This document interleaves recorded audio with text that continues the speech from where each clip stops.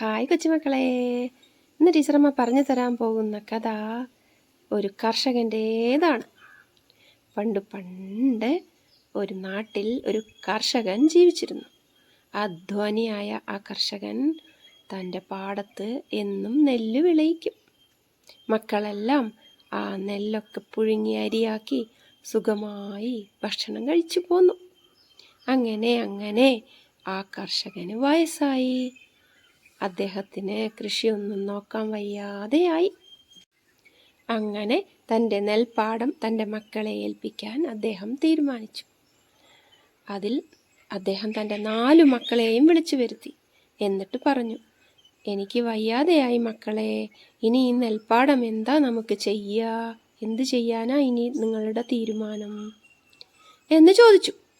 അപ്പോൾ വലിയ മകൻ പറഞ്ഞു, നമുക്ക് ഈ പാടം വിൽക്കാം അച്ഛാ.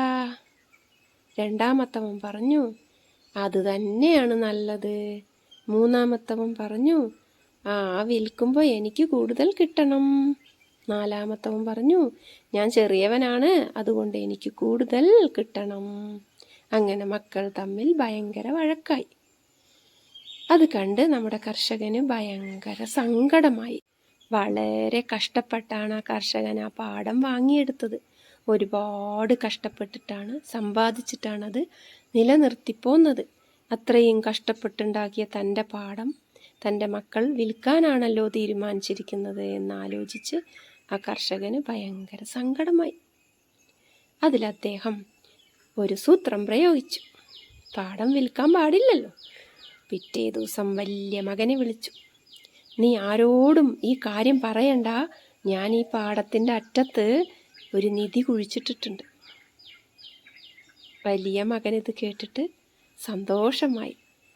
നീ ഇന്ന് രാത്രി ആരും അറിയാതെ ഈ നെൽപ്പാടം കുഴിച്ചു നോക്കണം, പക്ഷേ മറ്റു മക്കൾ അറിയാൻ പാടില്ലട്ടോ എന്ന് പറഞ്ഞു.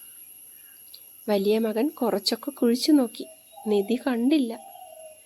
കർഷകൻ രണ്ടാമത്തെ മകനെ വിളിച്ചു പറഞ്ഞു, നിന്റെ ഏട്ടൻ അവിടെ കുറേ കുഴികൾ കുഴിച്ചിട്ടുണ്ട്. അതെന്തിനാന്നറിയാമോ? ഈ കണ്ടത്തിലൊരു നിധിയുണ്ടെന്ന് അവൻ പറഞ്ഞു. അതവൻ കുഴിച്ചു നോക്കുകയാണ്. അപ്പം മകൻ അച്ഛനോട് ചോദിച്ചു, ശരിക്കും ആ കണ്ടത്തിൽ നിധിയുണ്ടോ അച്ഛാ? പക്ഷെ അത് എനിക്ക് എവിടെയാ കുഴിച്ചിട്ടെന്ന് ഓർമ്മയില്ല. ഇത് മൂന്നാമത്തെ മകനും കേട്ടു, നാലാമത്തെ മകനും കേട്ടു.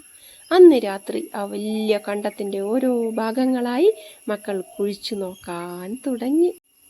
നേരം വെളുത്തപ്പോഴേക്കും ആ പാടം മൊത്തം കിളച്ചു മറിച്ച്.